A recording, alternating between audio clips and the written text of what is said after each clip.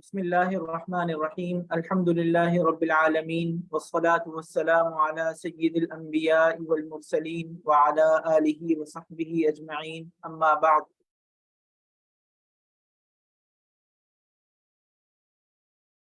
اللہ رب العزت کی توفیق سے گزشتہ کل سورۃ البقرہ کے مضامین کا کچھ خلاصہ آپ حضرات کی خدمت میں پیش کیا تھا۔ سورۃ البقرہ کے وہ مضامین جو اب باقی ہیں انشاءاللہ ان کا جو کہ تیسرے سپارے میں اللہ رب العزت نے جو احکامات بیان فرمائے ہیں ان احکامات کا خلاصہ آپ حضرات کی خدمت میں پیش کیا جائے گا۔ سب سے پہلی بات جو آج انشاءاللہ عرض کرنی ہے وہ یہ ہے کہ قرآن کریم میں سورۃ البقرہ میں اللہ رب العزت نے دو مقامات کے اوپر صحابہ اکرام رضوان اللہ علیہم اجمعین کے اس سوال کو بیان فرمایا ہے کہ ہم اللہ رب العزت کے دیے ہوئے مال کو کس طریقے سے خرچ کریں۔ چنانچہ قرآن کریم میں اس سوال کو اللہ رب العزت نے اس طریقے سے نقل فرمایا ہے،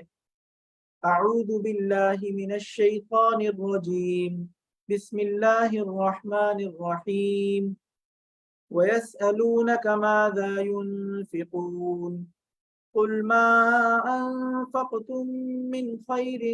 فَلِلْوَالِدَيْنِ وَالْأَقْرَبِينَ وَالْيَتَامَى وَالْمَسَاكِينِ وَابْنِ السَّبِيلِ وَمَا تَفْعَلُوا مِنْ خَيْرٍ فَإِنَّ اللَّهَ بِهِ عَلِيمٌ۔ اللہ رب العزت نے قرآن کریم کی اس آیت میں صحابہ اکرام رضوان اللہ علیہ مجمعین کے سوال نقل فرمایا کہ یہ آپ صلی اللہ علیہ وسلم سے سوال کرتے ہیں کہ اپنا مال کہاں خرچ کریں، تو نبی اکرم صلی اللہ علیہ وسلم کو حکم دیا گیا کہ آپ ان سے کہہ دیجئے کہ تم اپنا جو مال خرچ کرو اپنے والدین کے لیے، رشتہ داروں کے لیے اور مساکین کے لیے، تو وہ اللہ رب العزت کو زیادہ پسند ہے، اور جو کچھ تم خیر کا کام کرتے ہو اللہ تعالیٰ اس سے خوب واقف ہیں۔ قرآن کریم کی ان آیات میں اللہ رب العزت نے انفاق کے لیے یعنی اپنا مال اللہ کے راستے میں خرچ کرنے کے لیے جو پہلے مصارف بیان فرمائے وہ اپنے ان رشتہ داروں کے لیے خرچ کرنے کا مصرف بیان فرمایا جن کے حقوق انسان کے ذمہ لازم ہیں۔ چنانچہ جس شخص کے اوپر اپنے جو واجب حقوق ہیں اپنے رشتہ داروں کے، اپنے بیوی بچوں کے، اپنے والدین کے، تو سب سے پہلے اللہ رب العزت کو جو صدقہ محبوب ہے، جو صدقہ اللہ تعالیٰ کو پسند ہے، جو خرچ کرنا اللہ تعالیٰ کو پسند ہے، وہ یہ ہے کہ انسان اپنے رشتہ داروں میں اپنے پیسے کو خرچ کرے، اور اس کے بعد جو اللہ رب العزت کی توفیق سے جو بچ جائے اس کو صدقات میں، خیرات میں خرچ کرے۔ چنانچہ دوسرے مقامات کے اوپر اللہ رب العزت نے جو ہدایات بیان فرمائی ہیں، ایک جگہ اللہ تعالیٰ نے فرمایا کہ اے ایمان والو جب تم اللہ تعالیٰ کی رضا کے لیے اپنا مال خرچ کرو تو وَلَا تُلْقُوا بِأَيْدِيكُمْ إِلَى التَّهْلُكَةِ، تو اتنا خرچ نہ کرو کہ تمہارے لیے اپنے اور اپنے گھر والوں کی ضرورت کے لیے ہی مال باقی نہ بچے۔ چنانچہ قرآن کریم میں اللہ رب العزت نے اسی سورہ بقرہ میں یہ آیت نازل فرمائے وَلَا تُلْقُوا بِأَيْدِيكُمْ إِلَى التَّهْلُكَةِ، کہ جب اپنا مال خرچ کرنے کے لیے تم اس انداز میں خرچ نہ کرو کہ اپنے لیے اپنی ضرورت کے لیے تو چیزیں باقی نہیں رہیں، اپنی ضرورت کے لیے تو پیسے باقی نہ رہیں اور دوسروں کے اوپر وہ سارا مال صدقہ کر دیا جائے۔ چنانچہ بعض صحابہ اکرام رضوان اللہ علیہ مجمعین نے صدقے کے جو فضائل ہیں ان کو جب سنا تو اس صدقے کے فضائل کو حاصل کرنے کے لیے اپنا مال اللہ رب العزت کے راستے میں خرچ کر دیا، اور جب وہ مال اللہ تعالیٰ کی بارگاہ میں خرچ ہوا تو ان کے اپنے گھر والوں کی ضرورتیں پوری نہ ہو سکیں اور وہ بھوکے پیاسے اور مجبوری کی حالت میں رہ گئے۔ تو اللہ رب العزت نے قرآن کریم میں یہ ہدایت نازل فرمائی کہ انسان وَيَسْأَلُونَكَ مَاذَا يُنْفِقُونَ قُلِ الْعَفْوَ، ایک جگہ فرمایا کہ یہ آپ حضرات سے سوال نبی اکرم صلی اللہ علیہ وسلم سے سوال کرتے ہیں کہ ہم اپنا مال کیسے خرچ کریں، تو نبی اکرم صلی اللہ علیہ وسلم کو حکم دیا گیا کہ آپ ان سے کہہ دیجئے کہ اپنے گھر والوں کی ضرورت پوری ہونے کے بعد جو مال بچ جائے اس میں سے صدقہ اور خیرات کیا جائے۔ تو سب سے پہلی جو بات جو نصیحت قرآن کریم کی ان آیات میں اللہ رب العزت نے بیان فرمائی ہے وہ یہ ہے کہ انسان کا اپنے گھر والوں کی ضرورتوں میں پیسے خرچ کرنا یہ اللہ رب العزت کو محبوب ہے، اللہ تعالیٰ کو پسندیدہ ہے، اور دین ہرگز اس بات کی تلقین نہیں کرتا کہ انسان کے اپنے بیوی بچے تو ضرورت کے لیے دوسروں کے محتاج رہیں اور انسان اپنا مال دیگر مصارف میں، دیگر خیر کے کاموں میں خرچ کرتا رہے، یہ اللہ تعالیٰ کو پسندیدہ اور اللہ تعالیٰ کو محبوب یہ بات نہیں ہے۔ تو لہٰذا اگر خدا نخواستہ کسی کی عادت یہ ہے اور خدا نخواستہ کسی کا وتیرہ یہ ہے کہ وہ دیگر فلاحی کاموں میں بڑھ چڑھ کر حصہ لیتا ہو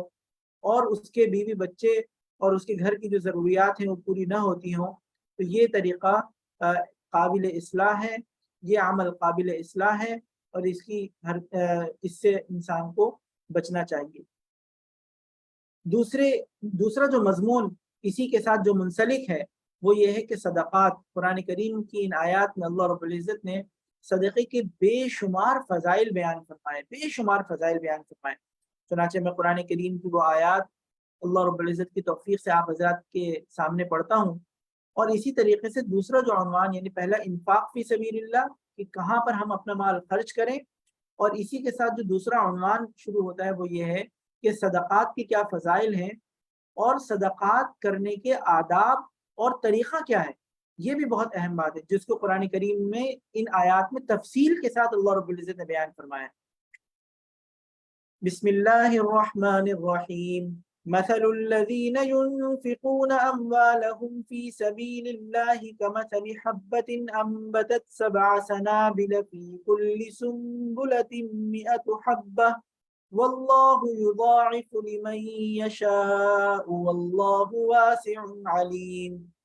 جو لوگ اللہ کے راستے میں اپنا مال خرچ کرتے ہیں ان کی مثال ایسی ہے جیسے ایک دانہ 7 بالیں اگائے اور ہر بال میں 100 دانے ہوں، جیسے جس کو خوشہ کہتے ہیں ہم اپنے آسانی سے، گچھا، خوشہ۔ تو ایک دانہ ڈالا، اس سے جو پیداوار ہوئی اس میں 7 خوشے ہوئے، اس 7 خوشے میں ہر خوشے میں 100 دانے ہوں،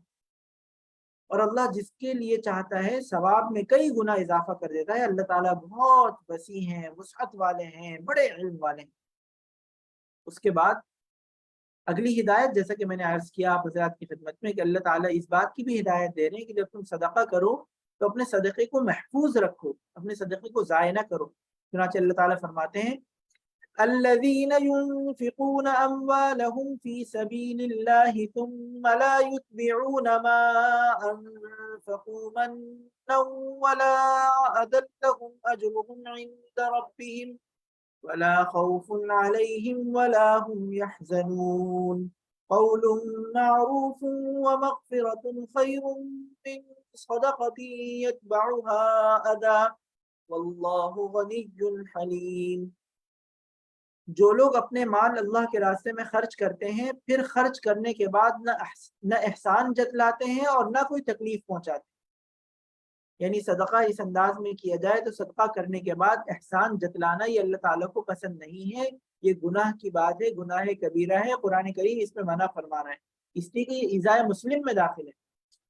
جو لوگ خرچ کرتے ہیں پھر خرچ کرنے کے بعد نہ احسان جتلاتے ہیں اور نہ کوئی تکلیف پہنچاتے ہیں، وہ اپنے پروردگار کے پاس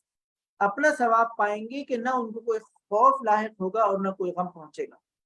اس کے بعد اللہ رب العزت نے کتنی پیاری بات ارشاد فرمائی، اس لیے کہ بہت سارے اوقات میں انسان کے حالات ایسے ہوتے ہیں کہ سائل سامنے موجود ہوتا ہے، مانگنے کے لیے، سوال کرنے کے لیے، اپنی ضرورت بیان کر رہا ہوتا ہے، لیکن انسان کے پاس اس کی ضرورت کو پورا کرنے کے لیے کچھ نہیں ہوتا۔ اللہ تعالیٰ فرما رہے ہیں بھلی بات کہہ دینا،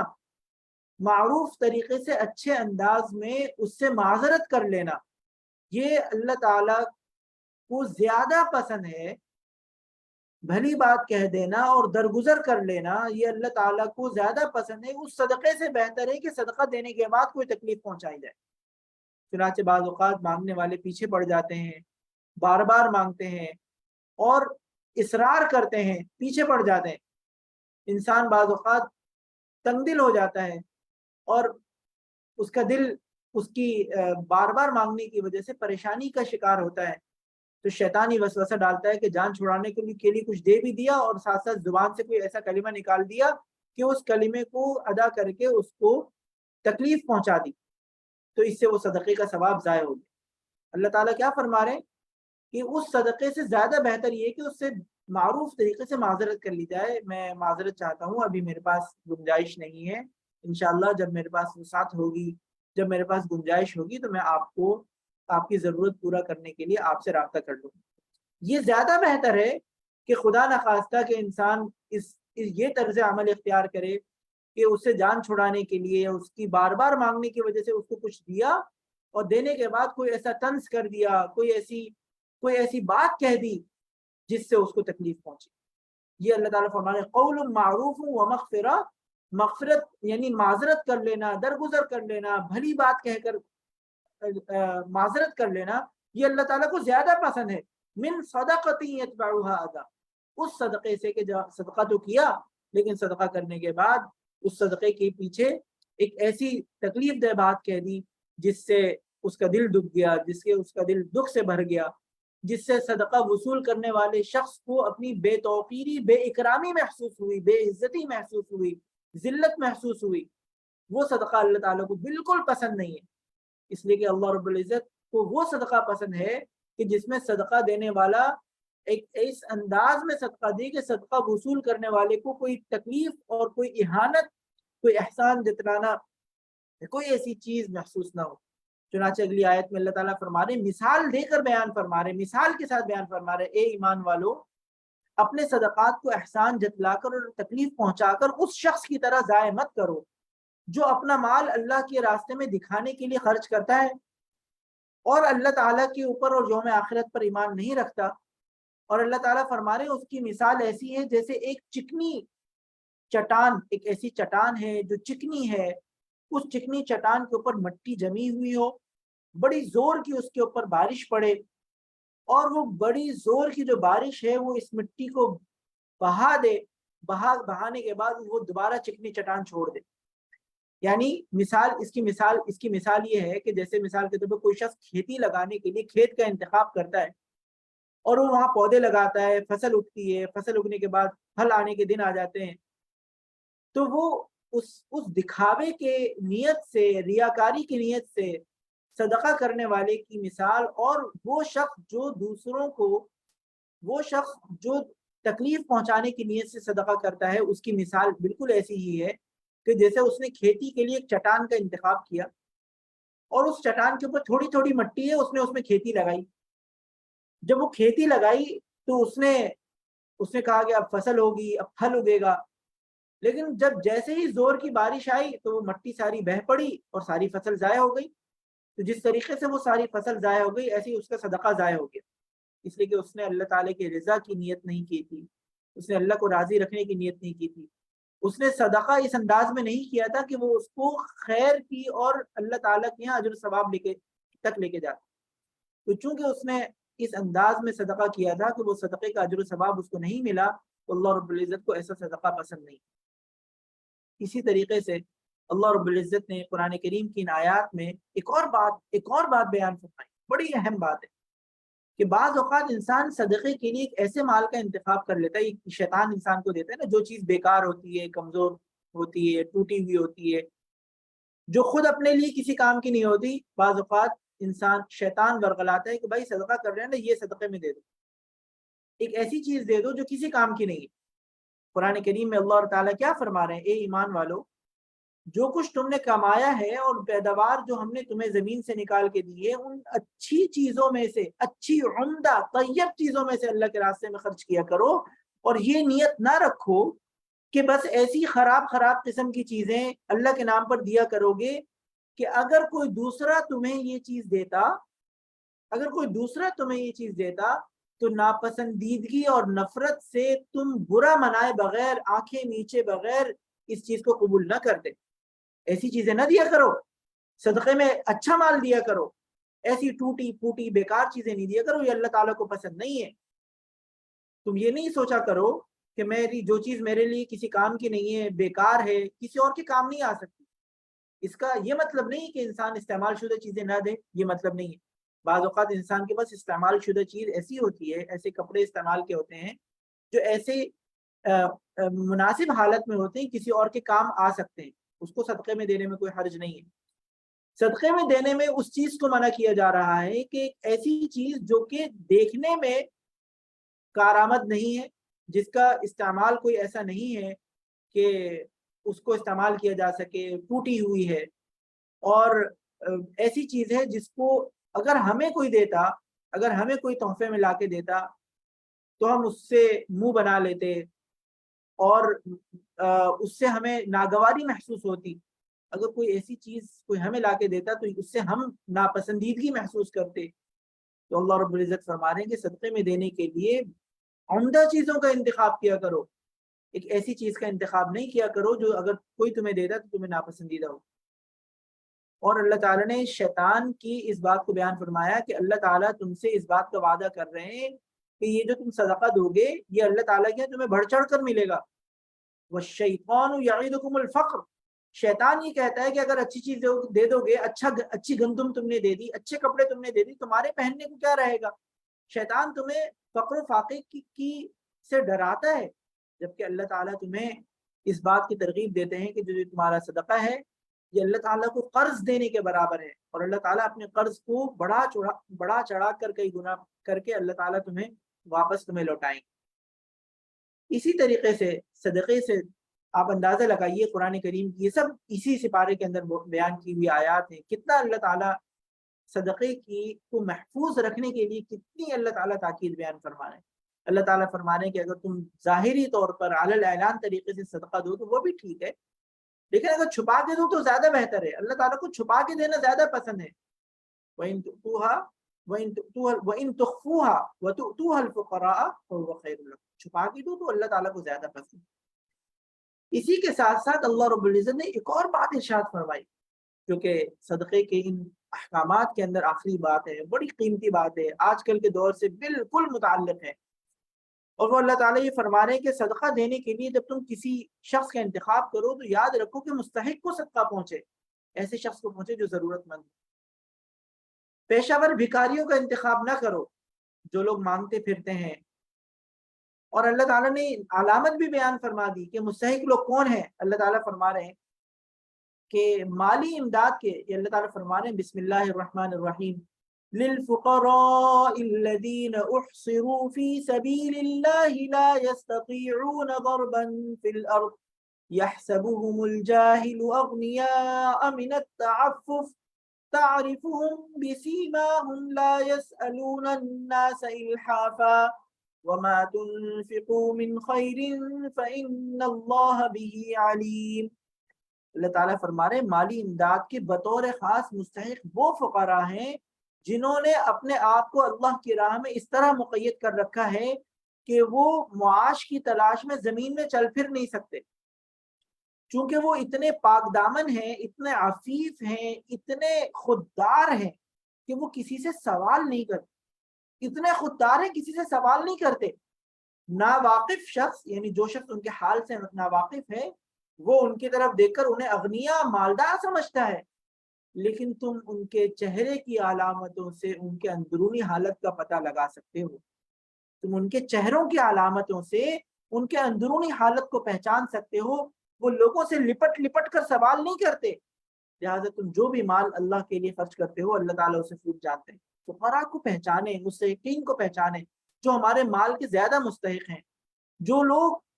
ظاہری طور پر پیچھے پڑ جاتے ہیں اور اپنی ضروریات کو ہر کسی کے سامنے اس انداز میں بیان کرتے ہیں، وہ بھی صدقے کے مستحق ہو سکتے ہیں، ممکن ہے کہ ان کے پاس بھی ضرورت ہو، لیکن اللہ رب العزت کو زیادہ پسند یہ ہے کہ انسان اپنا مال ان لوگوں تک پہنچائے جو اپنا سوال صرف اللہ کے پاس کرتے ہیں، جو اپنی ضرورت کے لیے صرف اللہ کے سامنے ہاتھ پھیلاتے ہیں، کسی اور کے سامنے سوال نہیں کرتے۔ تو لہٰذا اللہ تعالیٰ فرما رہے ہیں کہ ان کی پیشانیوں اور ان کے چہروں کے حالت سے تم ان کے اندرونی، ان کے فقر و فاقہ، ان کے بھوک اور ان کی بے چینی اور ان کے گریہ و زاری کا تم اندازہ لگاؤ، اور اندازہ لگانے کے بعد ان لوگوں کو اپنے صدقے کے لیے منتخب کرو، یہ اللہ تعالیٰ کو زیادہ پسند۔ آپ اندازہ لگائیے اللہ رب العزت نے کتنی اہمیت کے ساتھ باریک باریک باتیں اللہ رب العزت نے صدقے کے لیے بیان فرمائی۔ آغاز کہاں سے ہوتا ہے، اختصار کے ساتھ ریکیپ کرتا ہوں۔ سب سے پہلی بات کہ اپنے گھر والوں کی ضرورتوں کا خیال رکھنے کے بعد جو مال بچ جائے اس سے صدقے کا اہتمام کریں۔ گھر والوں کے اوپر خرچ کرنا بھی صدقہ ہے، گھر والوں کی ضروریات کا خیال کرنا بھی صدقہ ہے۔ اگر گھر والوں کی ضروریات پوری نہ ہوئی ہوں تو انشاءاللہ تو اس مال کو گھر والوں کی ضرورت کے لیے خرچ کر دیا جائے، اور دیگر مستحقین کے خرچ کے لیے مال نہ بچے تو کوئی حرج نہیں، اللہ رب العزت کا کوئی مواخذہ نہیں ہوگا۔ اللہ ताला ने सदक़े के फ़ज़ाइल बयान फरमाए, एहसान न जतलाया जाए, सदका वसूल करने वाले को तकलीफ न पहुंचाई जाए, अगर माजरत करनी हो तो भली बात कहकर अच्छे अंदाज में माजरत कर ली जाए, वो अल्लाह ताला को ज़्यादा पसंद है। ऐसे माल का इंतखाब किया जाए जो उसके लिए कारामद हो, ऐसा ना हो कि वो नाकारा हो, किसी ज़रूरत में के काम ना आ सके, और वो हमें खुद कबूल करना उसको बतौर तोहफे के नापसंदीदा हो। सदका खुफिया तौर पर किया जाए, ये अल्लाह ताला को ज़्यादा पसंद है। उन लोगों का इंतखाब किया जाए जो ज़ाहिरी तौर पर सब लोगों के सामने सवाल नहीं करते, बल्कि पाक दामनी के साथ, इफ़्फ़त के साथ अपनी मजबूरियों को सिर्फ अल्लाह रब्बुल इज़्ज़त की बारगाह में बयान करते। ये दूसरा मज़मून था जो आप हज़रात की खिदमत में आज के जो मज़ामीन थे उसमें से बयान किया। इसके बाद कुरान करीम की इन आयात में अल्लाह रब्बुल इज़्ज़त ने एक और बहुत अहम मज़मून, कई वाक़यात, 3 वाक़यात बयान फरमाकर अल्लाह रब्बुल इज़्ज़त ने बयान फरमाया, और वो इस बात का एहसास दिलाने के लिए है। तीसरा जिसका उन्वान है बाअस बअदल मौत, के मरने के बाद एक दिन अल्लाह ताला ने हमें उठाना है। एक दिन मरने के बाद हम उठाए जाएंगे, हमें अपने तमाम आमाल का हिसाब देना है। मुशरिकीन मक्का इस अकीदे का इनकार करते थे, और अल्लाह रब्बुल इज़्ज़त ने उन वाक़यात को बयान फरमाया, अंबिया किराम अलैहिस्सलाम के इन वाक़यात को बयान फरमाया, और 3 वाक़यात बयान फरमाने के बाद, बल्कि 4 वाक़यात अल्लाह रब्बुल इज़्ज़त ने बयान फरमाए। एक नमरूद का वाक़या बयान फरमाया, एक हज़रत इब्राहीम अलैहिस्सलाम का वाक़या बयान फरमाया, जिसमें अल्लाह रब्बुल इज़्ज़त ने हज़रत इब्राहीम अलैहिस्सलाम ने अल्लाह ताला की बारगाह में ये दरख्वास्त की कि मैं इत्मीनान क़ल्ब के लिए अपनी आँखों से ये मुशाहिदा करना चाहता हूँ, मैं ईमान रखता हूँ। अल्लाह ताला ने फरमाया, क्या तुम दोबारा उठाए जाने पर ईमान नहीं रखते? हज़रत इब्राहीम अलैहिस्सलाम ने फरमाया, ईमान ज़रूर है, इत्मीनान क़ल्ब चाहता हूँ, मुशाहिदे से दिल ज़्यादा यकीन की तरफ आ जाएगा। अल्लाह रब्बुल इज़्ज़त ने फरमाया कि ठीक है। उन्होंने परिंदों को लिया, हर एक को ज़बह किया, ज़बह करने उनको पहले मानूस किया, ज़बह किया, फिर उसको गोश्त मिलाया, फिर उसके कुछ हिस्से अलग-अलग जगहों के ऊपर रख दिए, फिर अल्लाह ताला के हुक्म से उनको बुलाया, तो सब जिंदा होकर उनके पास वापस आए। दूसरा वाक़या, अल्लाह रब्बुल इज़्ज़त ने बनी इसराइल के 2 वाक़यात बयान फरमाए कि जिसमें एक वाक़या ये बयान फरमाया कि एक कौम जो किसी मर्ज़, ताउन या उसके खौफ से, या किसी खौफ से अपने शहर से निकले थे और जान बचाने के लिए निकले थे, लेकिन जान बचाकर वो जिस मकाम तक पहुंचे और अपने आप को महफूज समझ रहे थे, वहां सबका अल्लाह रब्बुल इज़्ज़त ने उन सब की जान रूह कब्ज़ फरमा ली। सब लोगों का इंतकाल हो गया। उसके बाद एक हिज़कील अलैहिस्सलाम जो कि बनी इसराइल के एक नबी थे, उनका उस कौम के ऊपर गुजर हुआ। अल्लाह ताला ने उनको हुक्म दिया कि आप इनको पुकारें, और वो सब लोग जिंदा हो गए। कई साल पहले हड्डी हो चुके थे, बोसीदा हड्डियां बन चुके थे, अल्लाह ताला ने उनको दोबारा जिंदा फरमाया। तो ये वाक़यात, नमरूद का वाक़या अल्लाह रब्बुल इज़्ज़त ने बयान फरमाया, और इसी तरीके से एक और वाक़या बनी इसराइल का बयान फरमाया,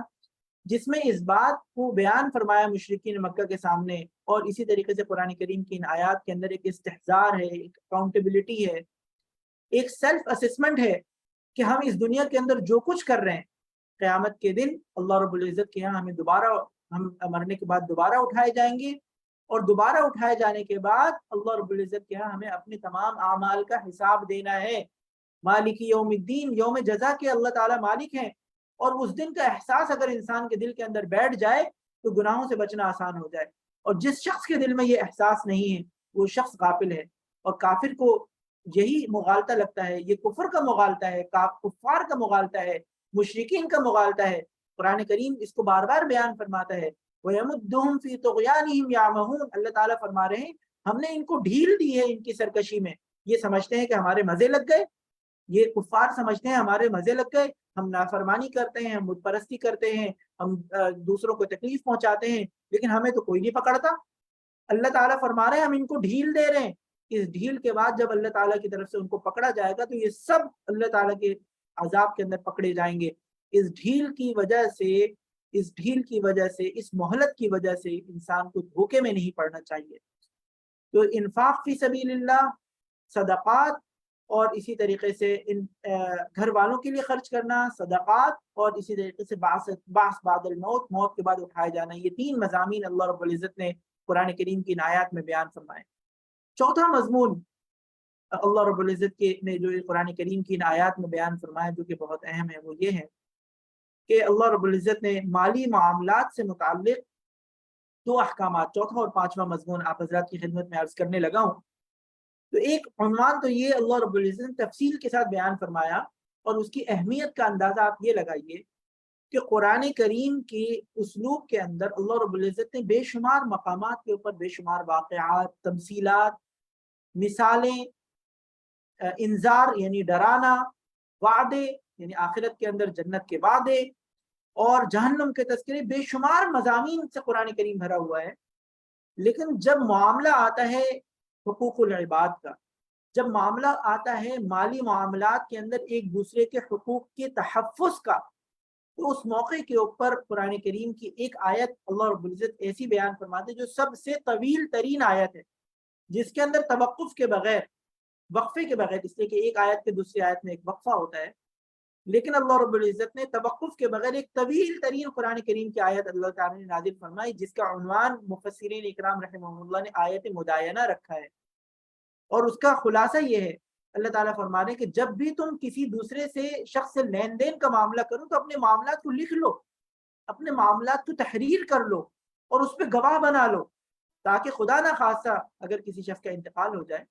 तो उसके हुकूक का, जिससे उसने कर्जा लिया है, उसके हुकूक का कोई गवाह तो हो, उसके हुकूक का कोई तहफ़्फ़ुज़ तो हो। ऐसा ना हो कि मरने के बाद उसके जिस शख्स का पैसा हमने वसूल किया था, मरने के बाद वो शख्स अपने पैसे की वसूली के लिए वरसा के सामने भागता फिरे और वरसा कहें कि भाई हमारे पास तो कोई दलील ही नहीं है कि आप, हमारे मरहूम ने आपसे कोई कर्जा लिया था। तो अहमियत के साथ ये बयान फरमाया कि जब भी तुम कोई मामला उधार का करो तो उसको लिख लो, उस पर गवाह बना लो, दो गवाह बनाओ, अगर दो गवाह मैसर ना हो तो एक मर्द और दो औरतों को गवाह बना लो, ताकि खवातीन अगर खुदा न खास्ता कोई भूल जाए तो एक शख्स, एक खातून दूसरी को याद दिला दे। इतनी ताकीद के साथ फरमाया कि अगर तौसीक के लिए, ताकीद के लिए कोई चीज गिरवी रखवाना चाहो तो गिरवी भी कोई चीज रखवा सकते हो। तो एक तो ये अहकामात अल्लाह रब्बुल इज़्ज़त ने बयान फरमाए कि ताकि माली मामलात के अंदर हम एक दूसरे के हुकूक का तहफ़्फ़ुज़ कर सकें, प्रोटेक्शन ऑफ राइट्स, जो लोग एक दूसरे के साथ ट्रांजेक्शन कर रहे हैं उनके हुकूक का तहफ़्फ़ुज़ बहुत ज़रूरी है। ये कुरान करीम तलकीन करता है कि मामलात को लिख लो, हत्ता कि हमारे मुआशरे के अंदर बड़ी गलत फहमियाँ और कमज़ोरियाँ पाई जाती है। और यकीन जानिए, बहैसियत तालिब इल्म मेरे पास बेशुमार लोग अपने झगड़े लेकर आते हैं और जिसमें वो ये बयान करते हैं कि हम दो भाइयों ने आपस के मामलात को वक्त पर नहीं लिखा और बाद में दो खानदान एक दूसरे की शक्ल देखने के रवादार नहीं, और वालिद और बेटे ने आपस के मामलात को नहीं लिखा, 10-12 साल तक मुश्तरका तौर पे कारोबार किया, अब एक दूसरे के दस्तो गरेबान हैं। बेटा वालिद की शक्ल देखने के लिए रवादार नहीं है, वालिद बेटे की शक्ल देखने के लिए रवादार नहीं है। वजह सिर्फ क्या थी कि 10 साल पहले जब कारोबार शुरू किया था तो अपने मामलात को लिखा नहीं था कि हम कैसे कारोबार कर रहे हैं,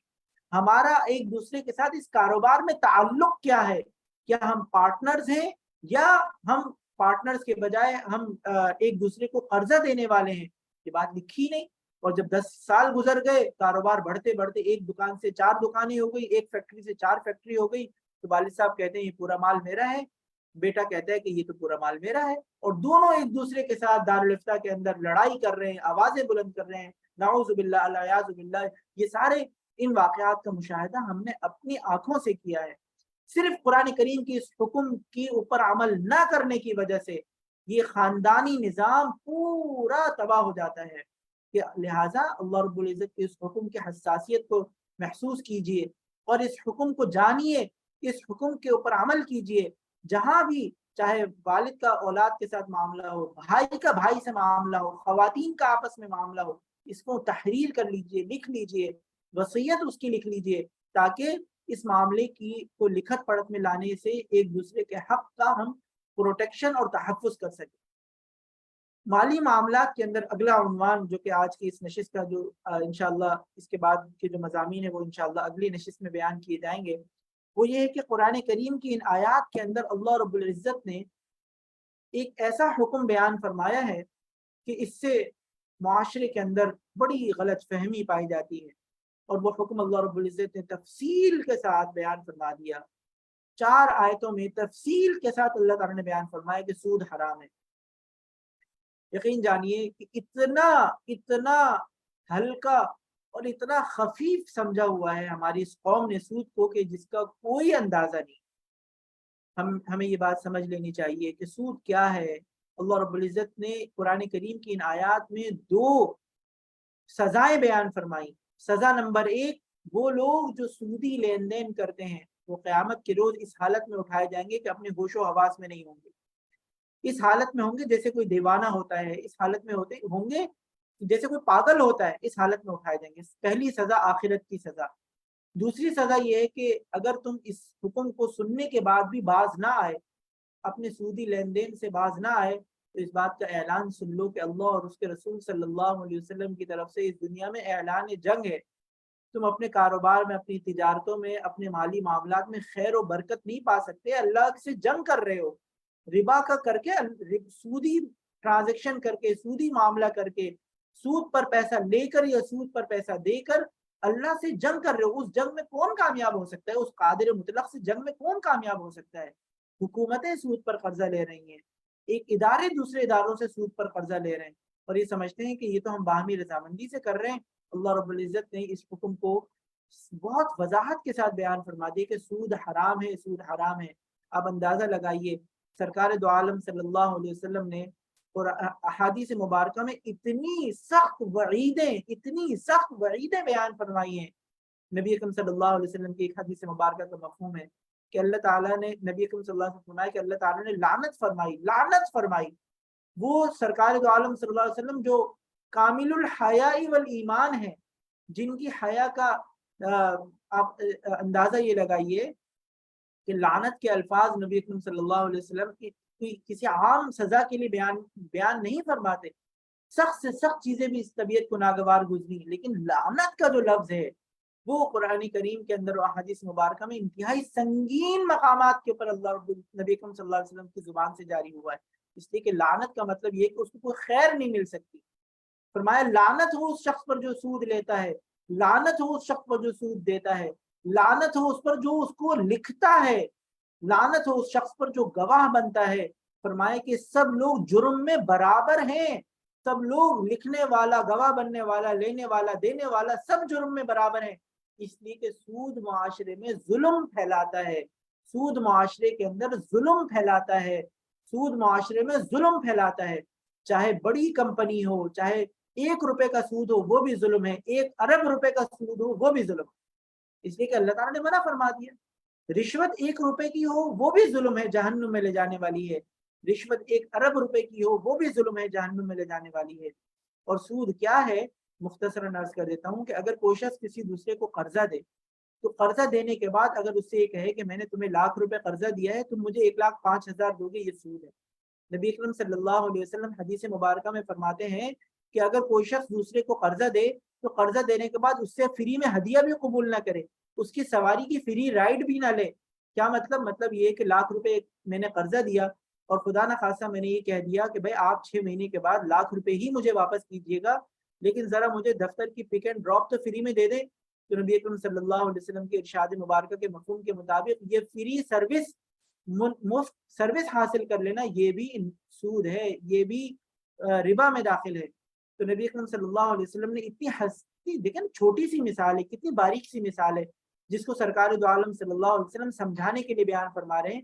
کہ بعض اوقات کوئی شخص یہ سمجھتا ہے بھائی میں نے 1,00,000 روپے دیے، 1,00,000 روپے لیے تو میں نے تو کوئی سود نہیں لیا، لیکن جب 1,00,000 روپے دیے، 1,00,000 روپے لیے، لیکن 1,00,000 روپے کے ساتھ جو مفت کے برگر کھا لیے، 1,00,000 روپے کے ساتھ 1,00,000 روپے تو لیے لیکن فری میں پرفیوم ایکسپٹ کر لیے، 1,00,000 روپے کے ساتھ 1,00,000 روپے تو دیے لیکن کپڑے اور سوٹ فری میں لے لیے، 1,00,000 روپے کی دے کر 1,00,000 روپے تو لیے لیکن پک اینڈ ڈراپ کی سروس لے لی۔ یہ تمام فری کی سروسز جو کہ حاصل کی قرضہ دینے کے بعد مقروض شخص کو دباؤ میں لے کے، یہ تمام چیزیں سود میں داخل ہیں۔ اللہ کے نبی صلی اللہ علیہ وسلم سے سخت ناراض ہیں، نبی اکرم صلی اللہ علیہ وسلم اس کے لیے لعنت فرما رہے ہیں، اور سخت سے سخت وعیدیں نبی اکرم صلی اللہ علیہ وسلم نے احادیث مبارکہ میں بیان فرمائی ہیں اس شخص کے اوپر جو سود لیتا ہے اور وہ شخص جو سود دیتا ہے۔ یہاں پر ایک بات صرف غلط فہمی کو دور کرنے کے لیے آخری بات عرض کر رہا ہوں تاکہ یہ مسئلہ بالکل بے غبار طور پر واضح ہو جائے کہ قرآن کریم کی آیت مبارکہ میں اللہ رب العزت فرما رہے ہیں وَأَحَلَّ اللَّهُ الْبَيْعَ وَحَرَّمَ الرِّبَا، تجارت حلال ہے لیکن سود حرام ہے۔ اس میں نبی اللہ تعالیٰ نے اس بات کی تلقین بھی فرما دی کہ کمانے سے اللہ کے نبی صلی اللہ علیہ وسلم نے منع نہیں فرمایا. کما سکتے ہو، دکانداری کر سکتے ہو، بزنس کر سکتے ہو، تجارت کر سکتے ہو، لیکن کمانے کے لیے سود کا راستہ اختیار نہ کرو. کما سکتے ہو یعنی اگر آپ ایک شخص دوسرے شخص سے کمانا چاہتا ہے تو وہی کہتا ہے کہ ٹھیک ہے آپ سے میں پروفٹ کمانا چاہتا ہوں، لہٰذا میں آپ کو گندم کی یہ بوری پروفٹ میں بیچتا ہوں، آپ یہ کام کر سکتے ہیں. آپ کسی دوسرے شخص سے کمانا چاہتے ہیں، اسے کہنے یہ چاول کی بوری ہے، یہ میں نے پہلے سے لے کے رکھی ہوئی اسٹاک رکھا ہوا ہے، یہ اسٹاک رکھا ہوا چاول ہے، میں نے 2000 کی خریدی تھی، یہ بوری چاول کی میں آپ کو 2200 میں بیچتا ہوں. کما سکتے ہو بھائی، تجارت کر کے کماؤ، لیکن یہ نہیں کہو کہ بھائی میں نے 2000 روپے تمہیں قرضہ دیا، تم اس کا مجھے 2200 واپس کرنا. یہ سود ہے، سود سے کمانا منع ہے، تجارت سے کمانا جائز ہے. اس کی کئی مثالیں سرکار دو عالم صلی اللہ علیہ وسلم نے، صحابہ اکرام رضوان اللہ علیہ مجمعین جو تاجر تھے، جو تجارت فرماتے تھے، ان کی تجارتوں کو نبی اکرم صلی اللہ علیہ وسلم نے ان کی تجارت کے معاملات کو کریکشن کر کے وہ اپنی غلطیاں آ کے بیان فرماتے تھے. نبی اکرم صلی اللہ علیہ وسلم ان کی غلطیوں کی اصلاح فرماتے تھے اور ان کو تجارت کرنا سکھایا، تجارت کے آداب بتائے، تجارت کے احکامات بتائے، تجارت کی ترغیب دی. اتنی ترغیب دی آپ اندازہ لگائیے کہ نبی اکرم صلی اللہ علیہ وسلم فرما رہے ہیں کہ ایک ایسا تاجر جو سچا ہو، امانت دار ہو، قیامت کے روز اس کا حشر ان لوگوں کے ساتھ ہوگا جو انبیاء اکرام علیہم السلام، صدیقین، شہداء اور نیک لوگوں کے ساتھ قیامت کے روز ان کا حشر ہوگا. اتنی فضیلت تاجر کے لیے، اتنی فضیلت تاجر کے لیے کہ وہ انبیاء اکرام علیہم السلام کے ساتھ حشر ہوگا. کیوں؟ اس لیے کہ وہ سچا ہے، امانت دار ہے، لوگوں کی ضرورت کو پورا کر رہا ہے، لوگوں کو ان کی ضروریات پہنچا رہا ہے. اور اپنا ایسا نہیں ہے کہ تجارت میں نفع کمانا ناجائز ہے، ایسا نہیں ہے، تجارت میں نفع بھی کما سکتے ہیں، لیکن یہ نفع کمانے کا ایک ایسا طریقہ ہے جس کی اللہ کے نبی صلی اللہ علیہ وسلم نے تلقین فرمائی ہے. لہٰذا جو شخص اللہ کے نبی صلی اللہ علیہ وسلم کی تلقین کو سنتے ہوئے، عمل کرتے ہوئے تجارت کے راستے سے کمانے کا ذریعہ اختیار کرتا ہے، اللہ تعالیٰ اس سے بہت خوش ہوتے ہیں. نبی کریم صلی اللہ علیہ وسلم اس سے بہت راضی ہوتے ہیں، اس کے لیے بہت سارے وعدے، اس کے لیے بہت سارے انعامات کا، اس کے لیے بہت سارے اجر و ثواب کا وعدہ فرمایا ہے. لیکن اگر خدا نہ خواستہ کوئی شخص یہ کہتا ہے کہ جناب میں تو بیٹھے بیٹھے میں کیا گندم خریدوں پھر اس کو پروفٹ پہ بیچوں، میں کیا چاول خریدوں پھر اس کو پروفٹ پہ بیچوں، میں کیا موٹر سائیکلیں خریدوں پھر اس کو پروفٹ پہ بیچوں، میں کیا پرچون کی دکان چلاؤں، اس سے زیادہ بہتر طریقہ یہ ہے کہ لوگوں کو قرضہ دے دوں اور سود سے کما لوں. یہ طریقہ اللہ تعالیٰ کو ہرگز پسند نہیں ہے، ناپسندیدہ ہے، ظلم ہے، اور اللہ تعالیٰ سخت ناپسند کر رہے ہیں اس کو اور منع فرما رہے ہیں، اور فرما رہے ہیں کہ جس شخص کو یہ حکم آج پتہ چل جائے اس کے بعد بھی باز نہ آ جائے تو اس کے لیے اللہ اور اس کے رسول صلی اللہ علیہ وسلم کی طرف سے اعلان جنگ ہے، جنگ کا اعلان ہے، جنگ کا اعلان ہے. قادر مطلق سے جنگ میں کون جیت سکتا ہے؟ کیسے خیر و برکت آئے گی اگر ہم سود پر کام کریں گے؟ تو یہ چند گزارشات تھیں جو کہ سورۃ البقرہ کے ان مضامین کے اندر اللہ رب العزت نے بیان فرمائی ہیں. اللہ تعالیٰ سے دعا ہے کہ اللہ تعالیٰ ہمیں ان تمام باتوں کو سمجھنے کی اور اس کے مطابق اپنے عمل کو درست کرنے کی توفیق عطا فرمائے. آمین یا رب العالمین. اللہ تعالیٰ ماہ رمضان کی خوب ہمیں قدر کرنے کی توفیق عطا فرمائے. آمین یا رب العالمین. وآخر دعوانا الحمد للہ رب العالمین. السلام علیکم ورحمۃ اللہ وبرکاتہ.